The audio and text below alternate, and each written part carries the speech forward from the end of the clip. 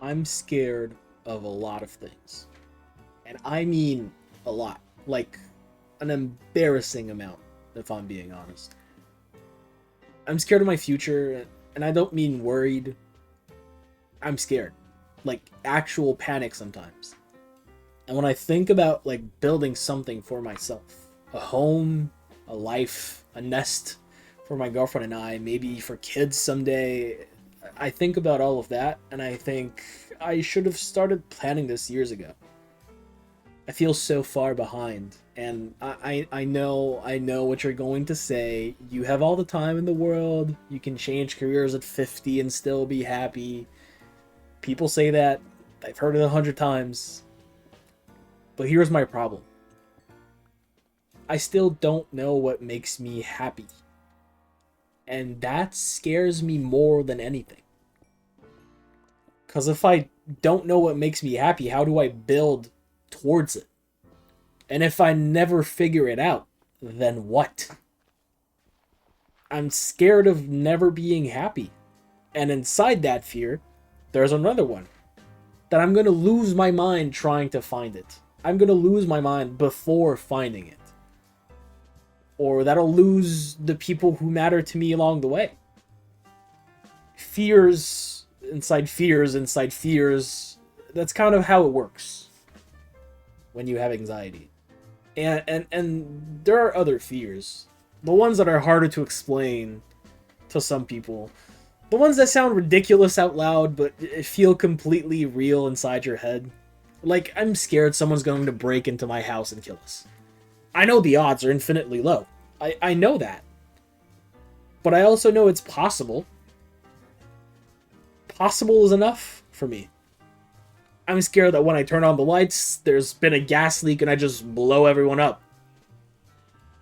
That one hits me sometimes when I'm standing at a light switch and I have to do it, and I do it anyway and hope for the best.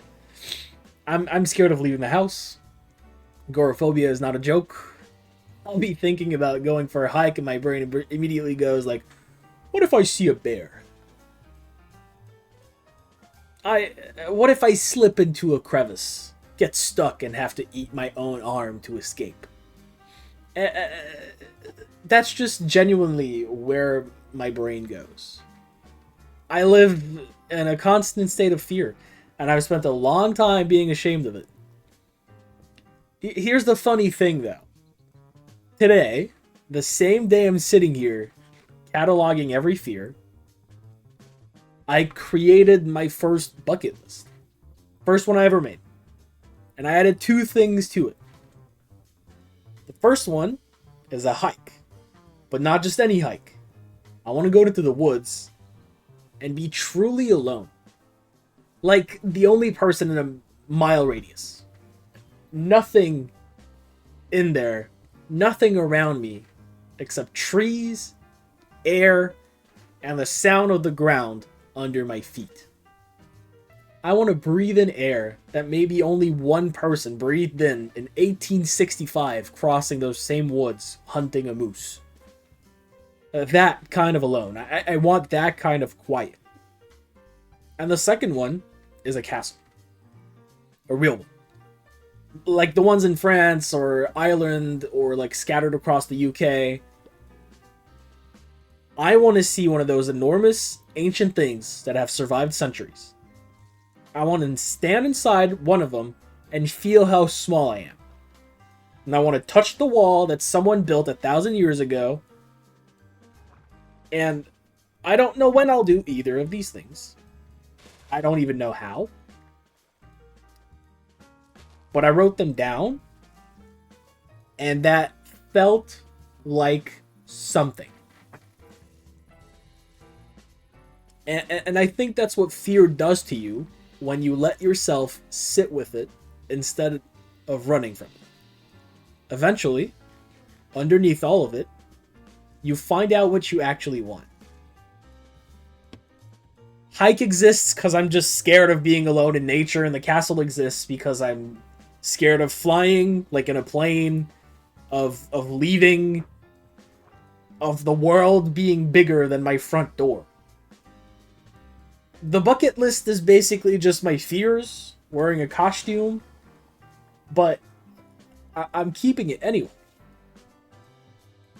And here's the real point of what I wanted to talk about. Because I think some people have the wrong idea about what being brave looks like. People think brave looks like not being scared. Like you just decide to not be afraid and then you go do the thing. Like this perfect image of someone not feeling anything. But that's not how it works. No, at least not for me. Brave for me looks like driving to my therapist today. 20 minutes. 20 minutes there, 20 minutes back. That's all it was. And I had my car packed like I was surviving an apocalypse. Snacks, full day's worth of water, a bowl to throw up in just in case, my hat because it might get colder, gloves because it might get colder, full tank of gas, 2 phone chargers. It's a 2-hour round trip, and I'm counting the hour that I'm there. Right? So 20 minutes to go there, 1 hour there, 20 minutes to come back. And you know what? I went. I was scared the whole way. I had a bowl to vomit in, sitting in my passenger seat, and I went anyway. That's what brave looks like for me right now. Something else, I've been trying new medications. They've been failing miserably. I'm not giving up. I've been walking my dog every day for a few weeks. I've barely missed a day. And the thing is, if you had asked me a few months ago whether I could do any of that, try 2 new medications, leave the house consistently, show up for myself in the smallest ways, I would have laughed and then probably cried and then hid in my basement. Literally. My computer is in the basement. I know the metaphor and the reality are the same thing. I'm aware. Now here comes the important part. I found 2 things that actually help me get through fear. They're completely the opposite from each other, and I use just whichever one fits the moment. One of them I already mentioned, but I'll go more in detail. The first one is just go. Don't give yourself time to think. Don't count to 3. Don't prepare. Move. It's like being a kid at the edge of a pool and then your friend pushes you on 2 instead of go. The surprise just gets you through before the fear catches up. And sometimes the only way out is through the part where you don't let yourself hesitate. Don't let yourself think. The second one is the opposite. It's over-prepare everything. Turn it into a game. Prepare so thoroughly, so obsessively, that your brain runs out of things to be scared of. That's what the car ride was about. I covered every scenario I could think of. And then the only thought that was left, right?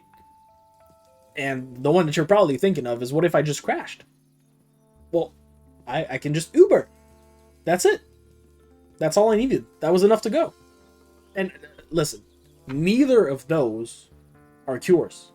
Neither of them makes the fear disappear, but they got me out the basement. And right now, that's pretty much the whole goal.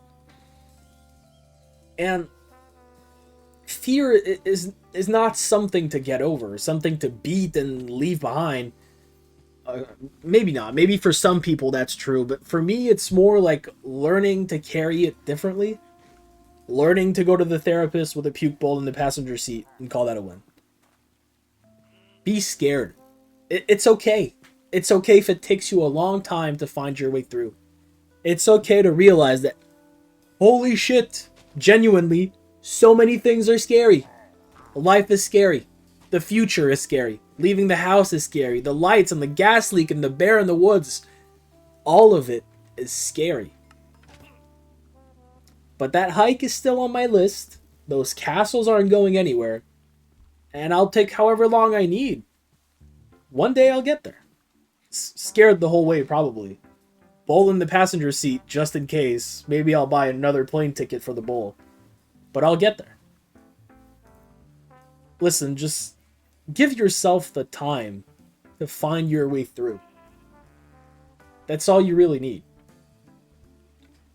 Also, thank you for 50 subscribers. Yay! Bye!